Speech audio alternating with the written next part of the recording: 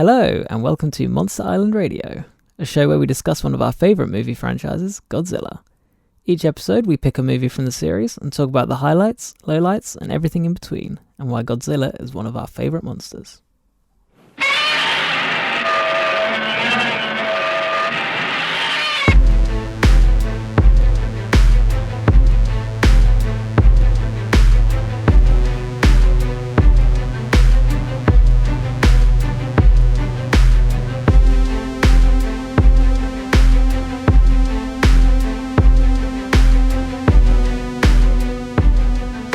It's very nice.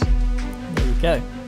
I thought, what better way to start off the inaugural show than by butchering a masterpiece. So. I read an interesting thing about the theme, about how it actually wasn't composed to be like for Godzilla. Oh, really? It's supposed to represent the Japanese Defense Force Army. And in the movie, the first Godzilla, which I watched today, they never pair it with Godzilla. It's always paired with the army. That's interesting. Yeah, so it's actually not... It didn't become the Godzilla theme until later on. But yeah, facts like this and many others will be covered. I'm sure they will be. On the podcast. That is interesting. I didn't know that. Yeah. It's it was a bit of a pain to remix, so to speak, because the time signature as well is all over the place. Mm-hmm. Like, you normally got dum, dum, dum, dum. Yeah. 4 bars, 4 beats, blah, blah, blah. But no. I couldn't even figure it out. I had to chop it up. That's what I mean. I actually butchered it. Oh, it's it like, sounds if anyone remembers the tune with any kind of degree, they'll be appalled by that. It was terrible. I liked it. Oh, that's good. I'm happy about that. So to start off with, I'm Ben. I'm Graham. And today's movie, we may as well cover the most recent. We'll work back from the most recent. Yeah. So we're going to talk about Godzilla, King of the Monsters. Came out how many weeks ago now? At the time of this recording? A couple of weeks ago. Yeah. So it's been out long enough that people will have seen it, and we're going to discuss it in depth and spoil it and just kind of give a real overview of the whole movie and what we thought as long-term Godzilla fans. And speaking of overview of the movie, trying to make an overview of this movie is it's more harder than I thought. I was trying to keep it to a couple of sentences. I managed to get it down to 3. Let's give this a go. Right. So, let's see if I'm missing anything here, anything important. Okay. Monarch. We all know who Monarch are. They use the Orca, developed by a scientist and her ex-husband, to communicate with the Titans. An eco-terrorist group kidnap the scientist and the device and use it to awaken the Titans and let them rule the Earth where they belong. Things start to go awry, and Monarch tried to get the device back and help Godzilla to stop the newly awakened King Ghidorah from wreaking havoc. Yeah, basically. That's as succinct as I could get it. Well, because there's more to it than that. Is there? There is, because there's... Well, we didn't even... There's only mentioned two kaiju in there for a start. I suppose that's true. But I feel like the movie both is and isn't like multiple storylines. They set up a lot of stuff early on. But, there's a lot of ideas here, and I don't think any one of them really reaches the surface. There's 2 or 3 solid Godzilla movies in here, but because they don't pick a path, they kind of miss each one. But at the core, there's a device that talks to monsters. Some people want to talk to the monsters for good. Some people want to talk to the monsters for bad. Either way, monsters come out and have a big fight. In a way, I thought it was, it's true. I thought it was interesting the fact they were all doing it for they felt were good reasons. So none of them were actually kind of bad reasons. So the eco-terrorist was just trying to make Earth what it was supposed to be, which I think is inherently a good thing. But they're still the villain. Yeah, the strength of this movie, if we get right into it, is that the Godzilla concept as a whole, over the whole franchise, they've always had to kind of come up with some superfluous human drama so that monsters can fight. This is the disease that plagues the entire Godzilla existence. But, this has to happen, apparently. But the way they've tried to modernise it in this movie is quite interesting, at the very least, because they've used ideologies, and ideologies is big in modern movies, and it's kind of big in action movies. I'd say it's always been a big thing since the start of Godzilla, really. Really? Yeah, absolutely. I guess in a way it is. It's always been politically driven. People have always either wanted to kill Godzilla or study Godzilla. So there's always been a thing. He's sort of almost like a plot device for political drama or human drama, which is quite strange because so many people, us included, watch it to see Godzilla. I guess I'm thinking of it not... Well, those Godzilla movies you're talking about are largely the Japanese ones. Absolutely. If we think about Godzilla in the American sense, there isn't much to compare it to, but the only major time they've done it, aside from the 2014 Godzilla, was the 98 Godzilla with Matthew Broderick, and there's no ideology to be seen there. Absolutely. The way I think about this in terms of like a modern Godzilla movie is that because it does that Dark Knight thing where it's like there's ideologies. Like if you think about Batman and the Joker, the whole thing of them having opposing like ideologies has kind of tempered a lot of movies ever since. It all runs through like the Marvel MCU thing, and the other like big action movies have tried that. And it's a way of trying to... Yeah, it's sort of like it's an easy way to make your movie feel like mature and grown up without actually really doing anything. Yeah. But they get it almost right in this film. I was kind of on board because you're right, like, they're doing like an eco thing. They want Godzilla to be like this eco warrior, and that's interesting, but then it's almost like that's the villain's point of view, so it makes them kind of interesting, but I still didn't feel it really worked. The idea works, but the execution, no. Yeah, I mean, to start off with, I'm going to say, like, I did really enjoy it. Right. I feel like I got my money's worth. Came away smiling. Like, I was smiling the entire time, despite very obvious and big flaws with this film. Yeah, I suppose with any Godzilla, it's like you always kind of have to make a compromise. That if I was going to go watch the perfect Godzilla movie, I would say just have a nonsense story, and then the last half hour I want uncut action. Yeah, basically. Absolutely, yeah. And that rarely happens, if ever. It's never happened really, especially not in the Hollywood ones.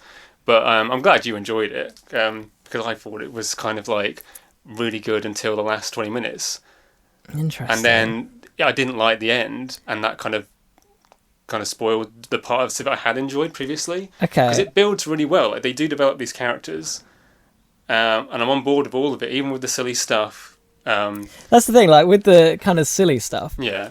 Because it was silly. Yeah. But it never felt out of place to me. So you got four massive kaiju facing off, plus the other four new ones. Well, one of them's not new, but the ones that just have cameos, right? Yeah. Yeah. And it never felt too wacky.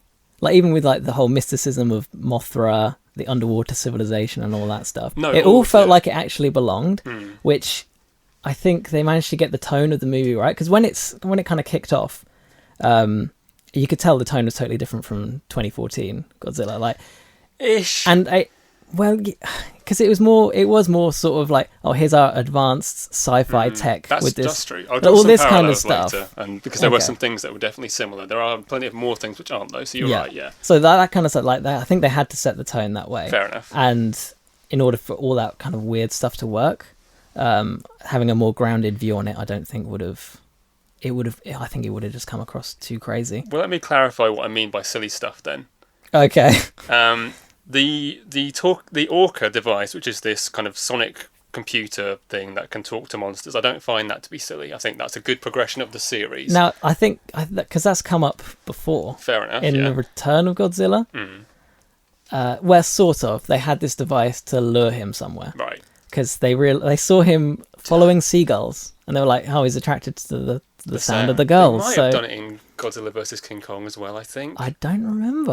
Maybe. It's been a couple of years since I I'll saw have to it. rewatch I think there's a sound thing at some point. But I didn't find that to be silly because it kind of progresses the narrative and gives you another step in like how you tell a Godzilla story. So that was good progression. But silly things is like you've got the Millie Bobby Brown character, Maddie, the little girl. She is along for the ride every step of the way. And I honestly don't mind because I'm just like on board with the movie. But it's so that's easily one of the most unrealistic things. Even with monsters like the size of like thunderstorms. So you're talking kind of the human level of things. Yeah, because it's like silly. You have to accept, especially as an adult viewer, that she would not be there. And it's just like her kind of being like one of the main characters is just a little bit nonsensical. And there were other things like that where it was just like, does this really like make sense? And I'm willing to forgive all of it because I was enjoying the film. Yeah. And when I say that the ending of it spoiled it for me, it was because they actually do have a really fantastic action sequence at the end, but it's ruined by bad editing. Like you kind of get into the fight scene, you're seeing like King Ghidorah. We're just jumping straight into the negatives here. Well, Should we get all the negatives out of the way? Yeah, I just want to get Let's do this out. Okay. Let's go. You're seeing these monsters go at each other. Is this when they first get to Boston? This is the Boston bit. So Ghidorah, Godzilla. Here we are. We're in Boston. Yep. It's kicking off.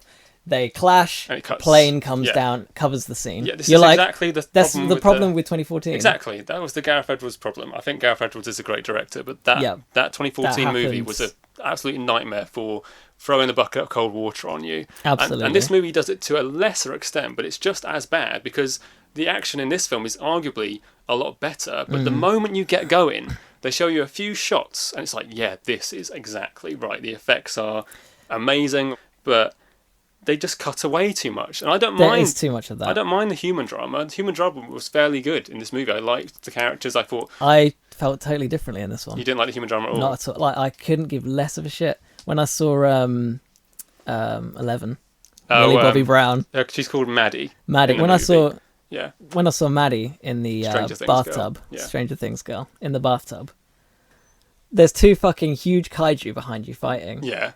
And we're looking at a girl in the bathtub hoping she's okay. And like, for me, because I didn't care. I did not care about them at all. I was like, well, pull me back to the fight. All of that is a problem because the thing with the effects is that the kaijus and like all the fights look great, but especially in that last fight, when they composite in the people on the street level next to the fight, it doesn't look great. It looks like they've really struggled to put these two things together, and just on a base level, you can't intercut, you can't composite these human characters, good or bad, with this fight. You need to wrap up one story and then show the fight either before or after. Yeah. I don't mind all the human stuff that happened was absolutely fine. I was like, that's fine. That's absolutely fine. I don't particularly care about it, but I was enjoying it, and it's not offensive. It was standard Hollywood fare. Yeah, it wasn't too stupid. It was just like, okay, but I don't want you getting in the way of the fight, because at the end of the day, no person, big fan or casual or off the street, is going to pay to see Godzilla unless they want to see that fight. And I'm only asking for like 3 or 4 minutes of uncut action, which is basically what they had. Yeah. They just cut away from it too much. So that's the thing, is if we're going to just say, did you like the movie or not? For me, the answer is no. Because they have it. They absolutely have it, and then they cut away. But clearly you liked it more than I did, because when I saw this movie, it was Ben's second viewing of it. Yeah. So you should probably tell me some more about what you did like. I'm still feeling in a complaining mood. Like that dad. The dad. Like this honestly deadbeat dad. Basically just jumped ship and was like, I'm going to live in the woods. This, paint by numbers, grizzled, middle-aged, problem with drinking, dad. You think it's a bit cliched? Oh, absolutely. And like... Do you dislike him as a character, though? Oh, yeah, I do. And that was kind of off-putting for me. Yeah. Which is annoying, because like the rest of it I was enjoying so much, but him, their little drama over Skype, and I was like, no one cares. So that's that rant over. Okay. As much as I've complained about certain things, similarly to you, it's like I still really enjoyed it. It's that stuff it becomes extra frustrating because I enjoyed the rest of it so much. Well, that's the thing, is I was, and it's such a letdown to have like those like you said, actually silly things. Yeah, it's so I suppose for you it detracted more than it did for me. Like, I find them extra frustrating, but not to the point where I feel like I've not enjoyed myself. Well, that's the thing. I did enjoy myself, but it's funny how you can unenjoy yourself. Because I was really like, this is good. I've got confidence in the movie. They're going to give me that short but sweet, really satisfying action. It always movie. feels like it's going to come up in the next movie, I feel. Because it's like, okay, right, we didn't get it quite in 2014. It was good, but the next one's going to be bigger. Here we go. And then it comes and it's like, oh, you almost had it. It's going to be in the next one. They're always a bit closer. Godzilla vs. Mutos in 2014 was such a great fight, but it just was too short. Yeah, it was too short, and it was incredible. That's his only crime, is it's too short. The whole thing where he like opens the mouth and like blows fire down its throat. It's like, I'm living for this. Yeah. And I just had such confidence in this film that despite like silly human drama and some, little other things I didn't like, just like lines here or there, or pacing stuff, I was willing to forgive it all if they had that 5-minute uncut Godzilla versus Ghidorah scene, and it doesn't exist uncut. It exists in a highly edited form. We'll have to wait for a fan edit. Well, I don't know. I mean, it's a shame, even though the fights are lacking. Every time when you see Ghidorah, Rodan, Mothra, and Godzilla, like they do a really good job of showing you like like a really nice hero shot, for lack of a better word. You get like a great introduction of all of those monster characters, and it's obvious that the director, Michael Dougherty, he's on record as being a big Godzilla fan. I think he really targeted that classic poster look that's been popular in the Japanese movies for decades, and he was like, I want the movie to look like that, and it does. I want 4 of these beasts, and it's just like that is really well realised. I think Dougherty really did all 4 of the main kaiju justice. They were such strong representations. They actually felt like characters, like they did in the old ones. Exactly, where it's almost in the old ones they were kind of almost cartoony in some of them, but to kind of convey their characters. And they never came across cartoony, but you still got a sense of who each of them were. So, I mean, you got Mothra, like Queen of the Monsters. Like, you could tell she was kind of, I don't know how to describe her. She's like the medic. Well, she's righteous. When she comes into attack, when they give her big hero shot where she does the dive, and Rodan actually comes in and gets her, like, there's a lot of personality in there. Because it's effectively just an insect, a giant insect. And it's like, well, what personality can you invest in that? But because the story has built to a moment where it's like she's coming in to help Godzilla, and you know that she's on Godzilla's side, there's personality in that, and kind of like healing abilities, all of that kind of just her as a actual character. And the same way with Ghidorah and the 3 heads thing, you really get the idea that the 3 heads kind of have a symbiotic but quabbly kind of relationship. like they're little brothers. And that's really good. And that was in the kind of costumed version of Ghidorah, but it's easier to show with the more free movement of the heads. I love Ghidorah's personality. I've always liked that menacing kind of. Because people they do say to me like, "Why do you like him?" I was like, because he's such an asshole. When you see him, you know, like, shit's going down, and he's just going to be awful, an absolutely awful person. Kaiju. Well, it's the way they animate the fights too, and this is also true of the old movies as well. But each of these kaiju monsters has a fighting style. So like Godzilla's like, he's close up, he's like a boxer, he's like in your face, he always wants to be pounding with his fists and all that stuff. But Ghidorah's a little bit more underhanded, a bit more nasty. He's snaky. And because there's 3 heads, it's almost like 3-on-1. So he can attack Godzilla from 3 directions at once, and that is personality. He's fighting dirty. So I like the dirty fighter. Exactly. So I like Ghidorah for that, and they really do it. And to an extent, Rodan has a bit of that as well in this movie. He's always been flaky. He's like, whose side am I on? Whoever's winning. That's his thing. Right. That's how I always felt about Rodan. I like him. I think he's a cool character. But he's always been a bit sort of like, in retrospect, which way shall I go? Because the final scene was a bit of a letdown for me personally, I would say that the Rodan scene where he flies up the volcano is probably the strongest action scene in the film. Because when he's against the jets, the choreography of the jets in the air is really good. Didn't you find that confusing? I was like, why are you shooting this dude? I think if you were in a jet... No, because they weren't trying to take him down. What are they doing then? I think they were trying to lure him over to Ghidorah, but he was heading that way anyway. So it was like, why are you shooting him? Maybe that is a factor. I was just like, you're just bullying him now. Like, I think his self-esteem's already low. Maybe they're trying... Don't do that to him. I think, actually, now I don't remember this clearly. I don't have a memory of it, but I think they might be trying to distract him from the larger plane, because... Monarch have this like fucking kaiju-sized plane now, apparently. Which I'm fine with. Overly funded secret organization which has military on board, or are they military? But I went along with it for the ride, but if we really kind of get down to it, how is it happening? Well, what I'm saying about the jets is I think the jets are trying to distract Rodan from that plane, which is carrying all of Monarch away from him at that point. Why didn't they just fly the other way? It wouldn't be enough to distract him. They're too small. They want to, annoy him, and I don't know if that's the case. I'm just thinking maybe. The fact it wasn't clear. But it made for a good scene. And it's true. We're just coming at it from different directions, because as a fan, I'm just like, I don't care why the action is happening.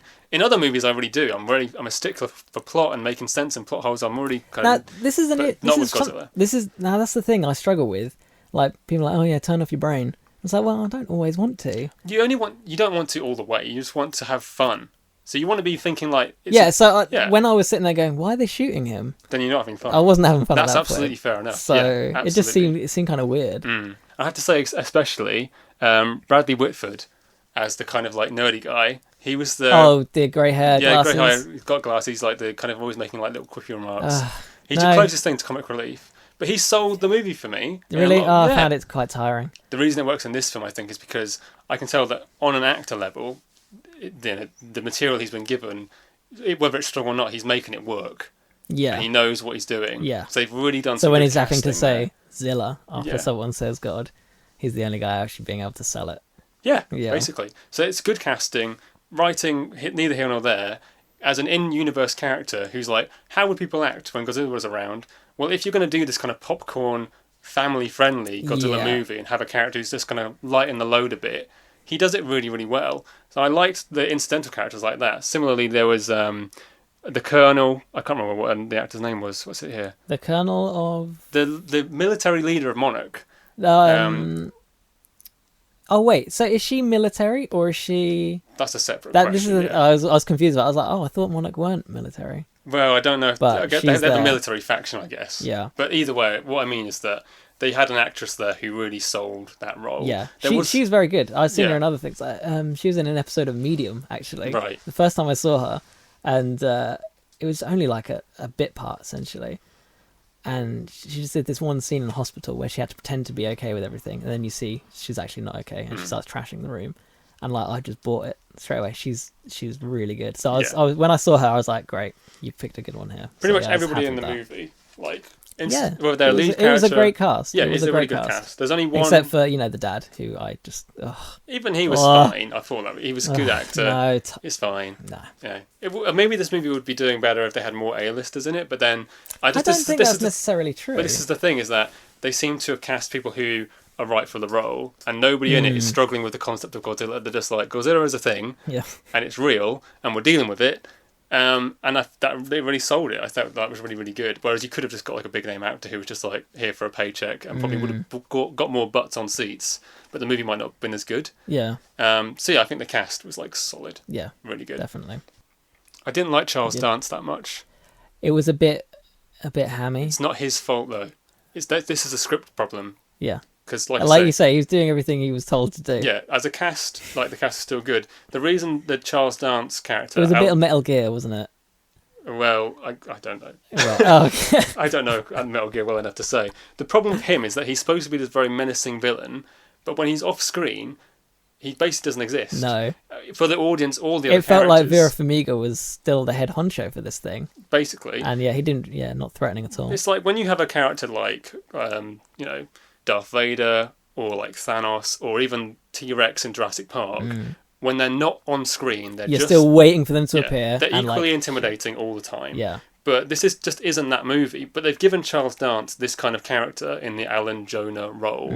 But literally, as soon as he steps out of the room, he just evaporates from existence. Yeah. And that's proven in the fact that Millie Bobby Brown can just escape this facility with the device. With no problems. No one's keeping an eye on this device. It's just like the kind of key to everything they're trying to do. You think they would chain it down? She walked out of there. Yeah. Presumably there were other people in the room when she did it. There's not a single guard. From the room where the thing is to the door to leave, all the way to the stadium, there's nobody to stop her. And it's just like, I haven't got a problem with Charles Dance as an actor, but that character didn't work. No.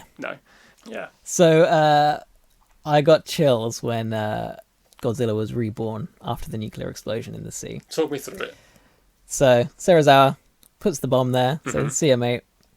There's the big explosion, which I'm presuming everyone who was in that sub now has radiation poisoning because they were caught in the blast. Can't you have like a radiation field on the sub and be like, we're fine in here? Maybe. Don't they have like linings for that? Oh, let's hope so because they're fucked otherwise. To be fair, with the way Godzilla behaves with his nuclear powers in the end of the movie, everyone would be like this whole sterile. Yeah, it's like Chernobyl times 1,000 in Boston definitely. Now. So no. But yeah, maybe they just stopped caring. They're like, well, gonna die of radiation poisoning. Bigger problems. Who cares? But when you first hear the music pulsing when he comes back, that was another moment where I got chills. Right. They've done the score so well for this. You normally hear it, it's like, oh, here we go, Godzilla's coming back, nice. But there's something about this particular arrangement. I don't know exactly how they did it, but it sounded just fantastic. And they kind of, I don't know, rearranged it completely, adding in the like gojira vocal parts with it as well. Right, with the chanting. The sound in general I felt was great. I took issue with 2014 with some of the sound design for that because I remember when we went to go see it, there was points where I can't remember the character's name. He was on this railway bridge and one of the Mutos was like Brody. Maybe. If people care. Yeah. Isn't it Alan Scott Taylor who plays him? I don't know. Aaron Scott Taylor. Anyway, that dude. He's on this railway bridge. Yeah, the main character. You see this Muto kind of moving around. And I think this is the whole thing with like practical effects. I think they kind of tried to do this with sound as well. Right. So they had like chairs creaking and stuff like that and manipulated the sound to make it sound like something big moving through the woods. And when I was in the cinema, I was like, that just sounds like a chair creaking. And I was like, I see what you're trying to do, but for me it didn't work. And I don't think, as far as I know, they didn't do anything kind of practical like that with the sound design with this movie. I think it's probably a lot of it's very digital sounding, like they kind of vroom, vroom, vroom, vroom, vroom, for charging with the atomic breath and stuff like that. So I think they absolutely nailed it in this one. It's probably worth pointing out that in terms of film and film studies, Ben's area of interest is sound. Yes. And my area of interest is editing. Yeah. So you're going to hear a lot of comments about that if this podcast runs a long time. But yeah, I would call this movie like Godzilla King of the Sound Design, because it's literally the best sound design I've heard for years in any movie. The Raw 2014 got it better in my opinion. They were saying that I read something online. Dougherty was saying, yeah, they did really great with the Raw originally, but I pushed them harder to make it better. I don't know how more it could be bombastic. That much better. Well, it wasn't. So it was better in 2014 because when you first hear that big roar, when he pans around and looks at the camera, that roar was, for me, the best Godzilla roar since ever. So, did you like the reference to the oxygen bomb from the original movie? I did, and it could set things up for the future because of, I mean, you've not seen. How much do you remember of Godzilla vs. Destroyer? The Godzilla vs. Destroyer, I don't remember much about it. Okay, because the oxygen bomb came up again in Godzilla vs. Destroyer. Okay. And that's how Destroyer came to be. Right, it's like a created thing. Yeah, right. So it awakened these was it Precambrian? I can't remember what it was. Prehistoric. These prehistoric crabs eventually came to be Destroyer. And I was like, oh, okay. That's where they're going with this, potentially in the future. And it gave credence to the idea that Ghidorah was an alien. Fine. Well, if he lives in space, he ain't going to need oxygen. So, it's not gonna do anything to him. So for me, I was like, that makes perfect sense. What a great way to reference the original movie, set up future ones with possibly Destroyer, and pave way for why Ghidorah is surviving this thing. Okay, that's an angle I hadn't thought about. The way Ghidorah survives it, that didn't bother me. But I didn't really think about the whole space thing. They're sort of a bit foggy about that in the movie because they say. I think they want it to be a bit like The Thing. You know, there's this thing, it's frozen in ice. It's like, where did it come from? Why is it there? It's like, well, it must have crash landed from space, right? It happened in The Thing. They did more than I expected them to. Yeah. Well, they're not saying it crash landed from space and landed in the ice, are they? Well, isn't it implied? But it's been fighting Godzilla for eons at some point in time. Yeah, but he could leave and come back. Well, okay. Which, Whatever. I'm sure has happened plenty of times over the last... Either way, my point with the oxygen bomb is that this is the core of the first Godzilla movie, the original movie. And I didn't really feel like it was paid that much respect because in the first movie, the whole point of the story is that... It's all about that, isn't it? And the devastation it's going to have, being in the wake of the nuclear bomb and stuff like that. The depth of the first film is that you have a weapon that should not exist, and they use it to get rid of Godzilla. But that the discussion that comes from that allegorical, applicable thing is important in the movie. That's what the film's about. So to just use it as a very quick it was like, oh, by the way, we've got this thing. I'm like, oh no, don't use that. Oh, we've already sent it. Yeah. Okay. But the point is that not necessarily that they should, but they could have done more with it. Like that weapon deserves more discussion, and to play it down in this movie, which I really think they did play it down, kind of diminishes the first movie. Although they're trying to pay homage to the first movie, maybe that's all it was, and they didn't want people to think much beyond that. Yeah, I think it's underthought though, because I think to reference it so strongly in such a flippant way, I thought was kind of like nothing comes of it anyway. Ghidorah survives that oxygen blast. Godzilla survives the oxygen blast. I mean, so nearly killed him. They could have had some other way. Like Ghidorah could have damaged him to the point of like no return until they got the nuke on him. So I just feel like they kind of cheapened what is effectively a very important element of that first Godzilla movie, and that's indicative of what I still firmly believe is a misunderstanding of how to portray Godzilla by American filmmakers. I'd say they've come the closest they have. Like, yeah, that's a fair. To have Godzilla so be so sympathetic towards him. Like, I think this is the best they've done in the American movies. It's funny to be sympathetic to Godzilla at all, though, and this is obviously because in San Francisco, their kid died, right, and yet I still had sympathy towards him. Oh well, because it's like under the understanding that he wasn't killing anyone. No, he's actually trying to save you. It's like, he's being an animal. It's his instinct. So sorry you got in the way. That's the other thing as well. Is they're like, Godzilla's here to save us, and it's like, he's a creature. He's not thinking about humans. He's just acting instinctively. I think he is. He is. A disconnect. It's like, are they characters or are they animals? We like to think of them as he's thinking about the overall. He's thinking about the planet. Yeah. And humans are part of the planet. He's thinking about who he's going to vote for in 2020. Exactly. It's just like a big deal to Godzilla. He cares. He cares. Either way, I would have rather the oxygen bomb be left out. And if they're going to do stuff with it, then do that as a movie. Then they would just be remaking maybe they 1954 movie. But there's other ways to come at that. There is other ways. I don't like cheap references, and that to me felt like a really kind of like, we'll do the oxygen bomb, and I was like, nah, because it's really got some pathos in that first movie, and just that it's a little bit, maybe I'm just being too virtual signaling here, but if you're going to kind of cheapen the Japanese aspects of Godzilla, I don't like that so much. Do an American version, do a Western version, but when you get right down to it, if he's an allegory for nuclear war, it's contentious to see Americans doing it in a way, given the history. It's all a big thing. Yeah. So that's something they've not quite been able to do. I mean, when you watch the older ones, Godzilla is like, it's a really sad character. It's really sad. When he appears, it's not because he wants to be there and do these things. So like in The Return, he's pissed off and he's smashing things. He's suffering. Yeah. And it's like, we have to deal with this problem we've created. Yeah. And they kind of have to basically kill him. They send him back to, like, in a volcano, back to the Monster Island. Yes. Well, yeah.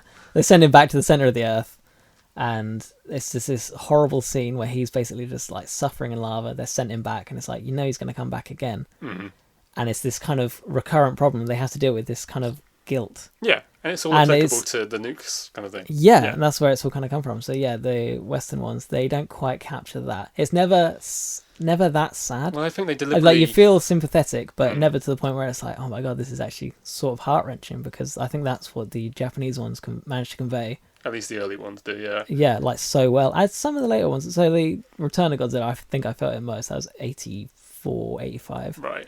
And that was quite a heavy scene at the end.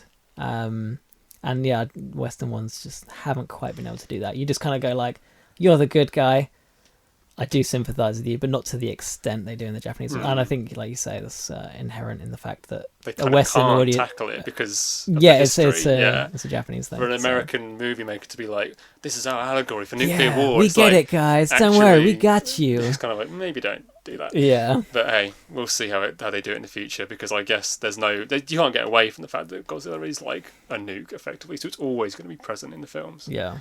But the other thing was this kind of ancient mythology stuff that they're starting to swing about, which I thought was probably the most positive part of the movie. This idea that ancient civilizations have been structured around Godzilla that needs more kind of more investigation on that, more kind of developing. Because they started with this Hollow Earth theory, right, in Kong.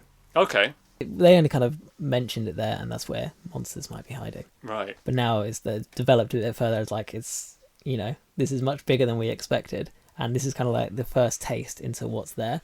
Whether they explore it a bit further in the future or not. I don't know. I really think they But should. I would hope so, because Yeah. that was cool. Yeah. I loved that. I was like, what's happening down here? Is this Atlantis? What's going on here? It was a shame to even see the Godzilla temple be destroyed by the nuke, which I know, that's what I thought as well. I was like, oh, that's gone. but they can always do flashbacks and stuff, like thousands of years worth of flashbacks. I would assume there are other places in this hollow Earth that are similar. So like they've blown up one, there'll probably be another somewhere else. It was just a really fun, robust way to develop the Godzilla mythology. So I hope they do revisit it. I thought it was smart. Yeah, no, I agree.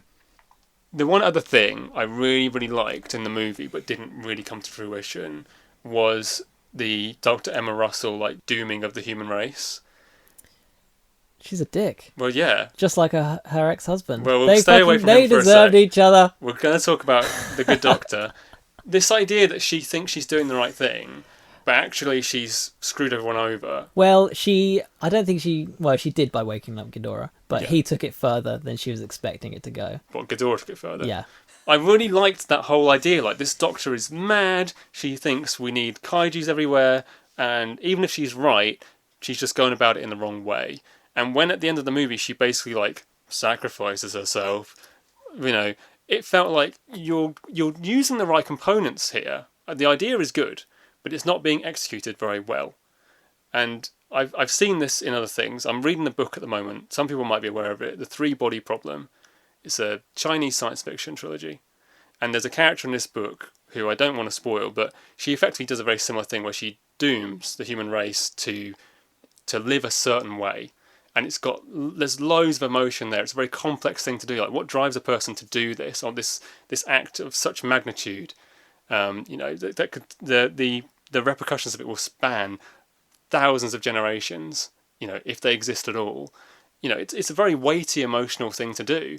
And I just don't feel like they utilised it. It's such a rich idea for her to be like, we're going to let these monsters out because they deserve to live here. And it was just it was just a one and done idea. And when she died at the end, I was just like, her death should mean a lot more. It should, but it was just a plot point to get all the monsters there. But they've got such a good idea, and they wasted it. That is a shame. That character should have been developed over a movie or two, and her doing that would have felt more earned. And if she wants to come around and sacrifice herself, it'd be nice to have that bittersweet feeling you were talking about with Godzilla, where you like the character but you don't like what they're doing. Yeah. And I just felt like they were so close. That's such a rich concept, and it was just kind of thrown away. And that's what makes this movie good, but they're not good at the same time. Yeah. Just like the way I was saying at the start, where they've got the action, but they also don't have the action. Maybe they wanted to go further with it. I don't know. Maybe it got cut. We don't know what decisions have been made. Because there's so much going on. There's some stuff has to get culled, and maybe that would be too heavy for a summer blockbuster. Well, we know with all movies that there are directors and writers and producers and studio executives all trying to have their way. I mean, you're saying it might be too heavy. Last year we had a film where literally 50% of all life was destroyed in Infinity War. So it's heavy stuff. I just think if you're going to do that idea, do it well or don't do it. So heavy, not heavy, make your choices wisely. It was a great idea, and I just don't think they executed it properly, and it's a shame, because it's something that I've seen done other places and better, and I would have liked that to be part of the Godzilla. It worked so well, it fit just right, and was squandered, so it's a shame. Yeah, that is a shame, actually. Yeah, I hadn't actually considered that. Well, no point, because it's not Thanks for ruining it. You know what? Purpose. My opinion's just been going down since we started talking about this. No, I still like it. I still think it's a solid movie. I think if I watch this movie again, when it comes out on streaming or Blu-ray, and I watch it again, I think I'll enjoy it more, because it might even be suited better to a smaller screen in a way. I can tell you, no. Oh wait, a smaller cinema screen, no. I meant but on a TV, yes. This is where I had problems on the second viewing. The human drama got more irritating for me. So you weren't that bothered, but for me, I was like, oh. Well, because it's going to drag. It was such a drag the second time round. But the monster fights, because I knew what little we were getting in some cases, I enjoyed it more. Fair enough. So seeing it again, I was like, oh yeah, here we go. Yeah. So I think I will enjoy it more because my expectations will be accurate. I know the bad points, I know the good points, and I'll just enjoy it more for what it is. Okay, and I didn't notice all the countdowns the first time round. Well, the second time I was like, oh, holy crap. It's there's 3 times in the movie where Ghidorah is about to annihilate someone or something. And then he gets cucked by Godzilla's blast. Every single time. So it's just okay. This is the movie you've got. It's not perfect, it's not even close to great, but it's good. It's good.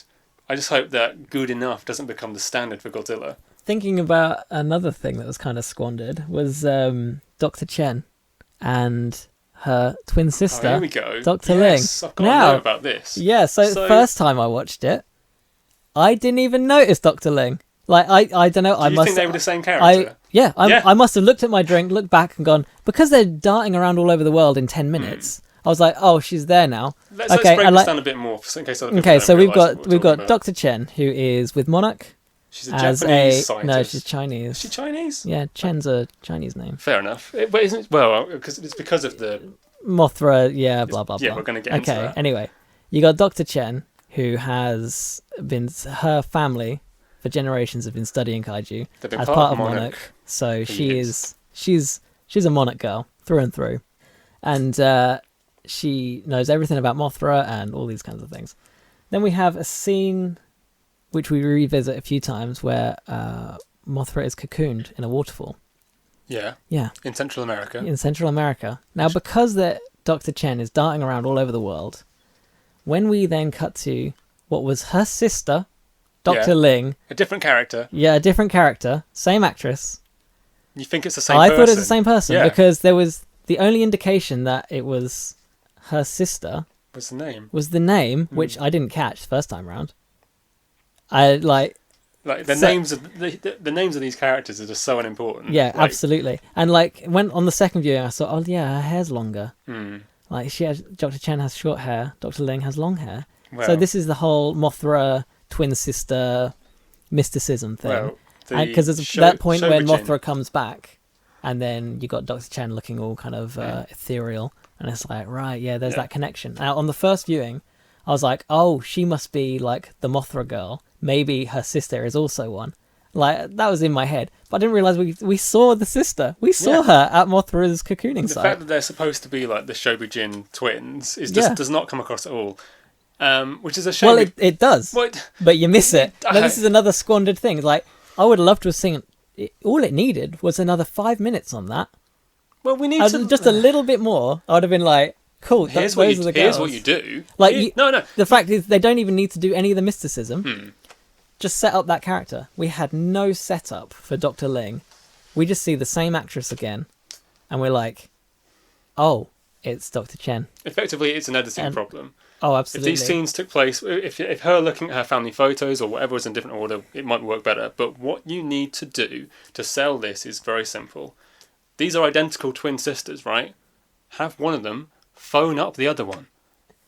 And then when she's talking to somebody who looks exactly like her, there isn't an audience in the world who wouldn't instantly know this is her twin. The thing is, it's an editing problem because it's meant to be a surprise. So when she pulls back her hood and you see it's a twin, you assume a twin sister. It's a surprise for 1% of Godzilla fans who are going to remember this thing. Yeah.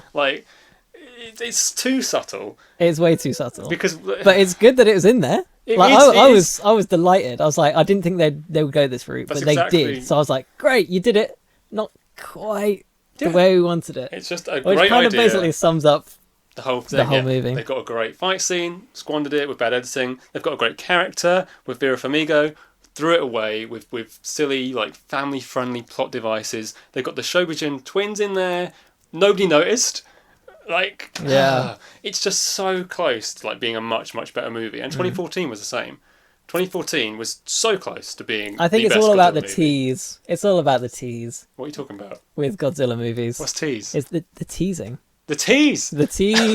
Not as in tea, sipping tea. That's what I thought. No, the teasing. I think that's where... Because, I get more excited when I think I'm being teased, maybe. Because I was like, oh... I don't know. No, I don't want to be teased. I do. Not to the extent that I want it to pay off. You want to pay off, exactly. That's the thing. Right. We've, yacked on long enough about that. So, the sequel. Post-credit scene, is it? Well, we'll get onto that. How many people stayed for it would be my... because there was something on the end. Yeah. Because even the MCU is light on these days. So, not that, but right. I'm thinking... I mean, you've seen Kong Skull Island, haven't you? Yeah, it's the one time. He's a big boy. He's big. He ain't as big as Godzilla. I know they said he's still growing in Kong, but come on, how is Kong going to be able to fight Godzilla? It's really? been 30 years. So he's got bigger. It's as but simple as they were that. saying like they're going to have him more kind of like a middle-aged Kong. That was the idea. He's going to be bigger. He's just going to be bigger. There's no complexity to this. No, I know he's going to be bigger, Yeah. but I can't see him winning. I just cannot see it happening. Well, I Because mean, like when they said like they're going to have a definite winner at the end, it'll be Godzilla. right? Yeah, like no question. Yeah, there's no question. So I'm like, He's well, bigger. we He know the breathes end of the fire. movie already. He's already beaten off like a bunch of other monsters. He's going to win. He's older than Godzilla. He's older than King Kong. Sorry, I mean King Kong could win, and He could like what he's going to do. He's going to kind of beat him halfway through the movie, and then Godzilla's going to come back, and he's going to actually win, send him back to Skull Island, and then he'll be back in another 20 years for another movie. If Kong wins, which is possible, it will only be so they can set up a new Godzilla one, who's yeah. like younger and I've just been born, or Godzilla gets resurrected, or whatever, you know. So They've done in the past. We'll be predicting this closer to the time, probably. So the post-credit The sequence. post-credits scene. Now, Big I want to issue, talk about the actual credits. Okay, go. So they had little flashes of things coming up, Hmm. and you know, Mothra died. It was sad. Yeah. She'll be back. There's an egg. There's a Titan egg. Oh yeah. That's going to be Mothra. Fine. 100%. She's coming back. Yeah. So I was like, sweet, because when they killed her, I was like, no way can that be the last time we see Mothra. No, there's no way because we've got the twins. Exactly. So there's absolutely no Like, way. Because Mothra's going to come back. Well, I didn't notice the twins the first time around, so I was like, maybe she ain't coming back. Lava Mothra might feature in the next one, Kong vs Godzilla, but not Yeah. go full Mothra, and then she comes back properly like Yeah, later on. what was it when I think it's Ghidorah, three-headed monster. Right. Mothra is entirely in As in cocoon. the movie. The movie. Yeah, that's the name of the movie. Yeah. Just gets a bit confusing, don't you think? It does a little. She's cocoon form the entire movie. Right, yeah. Man, I had blue balls at the end I of bet. that. I was like, But really? The sometimes credits rolled. I was like, what? She takes the time sometimes. Yeah. Like, live with it. Yeah, there's no way she's one and done. Unless this franchise tanks, which is a possibility. Well, yeah, because it's not done as well as 2014. Hasn't done as well as And Kong. get this, the budget for the for 2014 was like 160 million, something like that, 170 million. The marketing budget for this movie was, they estimate, between 100 and 150 million, almost as much as the 2014 movie. Most big movies spend at least 50% of the budget again on marketing now. Yeah, but that's like nearly double. Yeah, and right, like it it's just hasn't the way- done as well. And like, is it like sequel fatigue? People are like, I've seen Godzilla. Well, done. I've got an opinion on this if you want me to get into it. Go on then. It's actually endgame fatigue. This will be... No, that's the thing. Like, because people are, they're spent. It won't interest everybody, but when most people who like this sort of movie have already gone to the cinema in April and seen arguably the biggest like kind of payoff CGI showdown that has ever been, they're probably not hungry to see another one this year. So I think that if you saw Endgame and you're a casual cinema goer and you weren't that bothered about Godzilla before, you probably didn't go again. So it's an element of CGI / Endgame, like, I've seen one of these this year, I don't need to see another one, it won't top that, blah, blah, blah. So I really think that Avengers Endgame has affected the concurrent box office of every movie that's come after it this It year worries so me far. because I have no interest in the Marvel movies. But I'm really excited about MonsterVerse as a franchise because this is the only franchise I've ever really gotten into. So, and if it's going to keep failing, they're going to abandon it, and that kind of makes me worried. The next one could be the last one. Potentially. But what and I'm that saying really is does that concern me because I'm really excited about this. Endgame hasn't just affected Godzilla though. I mean, no, it's everything. Yeah, you could say Detective Pikachu had a small box office. It might have been larger if Endgame hadn't come out just before. X-Men Dark Phoenix has just come out. It's flopping immediately because people have already been and done it. So we'll see. We'll see. But I do feel from this point that we're at that Kong vs Godzilla is probably going to be the last one, honestly. I think they've already planned for another one after that. Well, either way, they had the post-credit scene for it. Yes. And in the post-credit scene, we get to see Charles Dance, Alan Jonah, the eco-warrior, the eco-terrorist, sorry. I kept saying eco-warrior in my head. I was like, that's not what he is. I guess it's kind of a warrior. That's an eco-warrior is like a good thing. It's like, I'm fighting for a just cause in a proper way. A terrorist is a bad thing. Yeah, terrorist is bad. Yeah. It's in the name. Either way, he goes off to the he goes off and he's shown Where is it again? Is it in? It's like in Bolivia or Peru. Where is it? I don't want to say in case I get it wrong. I can't remember. I'm guessing maybe Central America somewhere. Yeah, as a not. guess. He gets taken into this little cave. Yeah, he goes to see the head of King Ghidorah's last remaining head is there, right? And he's offered it as a sale. He gets a deal on it. Yeah. And he's like, I'll take it. Yeah. But Alan Jonah's whole thing was that he wanted to restore the natural order to the Earth by way of kaiju. You're assuming that he's going to take this and use it for evil deeds with the DNA from Ghidorah. You don't know that. You don't. He could be taking it to destroy it. And he's like, yes, I'll take it. I may look evil, but what I'm actually going to do is destroy it. And there'll be no more of this. What I'm saying is he wouldn't That's what's going to happen. I'm calling it. He wouldn't have any interest in it. He wouldn't have any interest. No, the only interest he would have is keeping it for himself so no one can use it. But he's not that kind of guy. No, he's not, because you can see by the little smile he has on his face. Well, he's an evil guy, isn't he? Yeah. So the thing is that if he wants to use kaijus, maybe he does. I think this is where the Charles Dance character is so weak, because it's like, what are your actual intentions? We're told you're an eco-terrorist, but maybe you're not. I don't know. And we don't see you enough to know this. We just know that he kills people easily. He's there to set up, clearly, Mechagodzilla. Or at least not Mechaghidorah, sorry, Mechaghidorah. Well, if this franchise continues and Mechagodzilla doesn't make an appearance, then the whole thing's been an absolute failure anyway. But like I say, I don't know if the future's so bright for the MonsterVerse anyway. I think it is. Okay. I think it's done well enough for it to carry on. Well, we'll agree to disagree until we see Kong vs. Godzilla. We'll see. Because, yeah, we'll see. So, anything else to add? No, I think I've exhausted. I think you've my talked points. enough. So thank you for listening to Monster Island Radio, and make sure to tune in for the next one. Bye. Bye.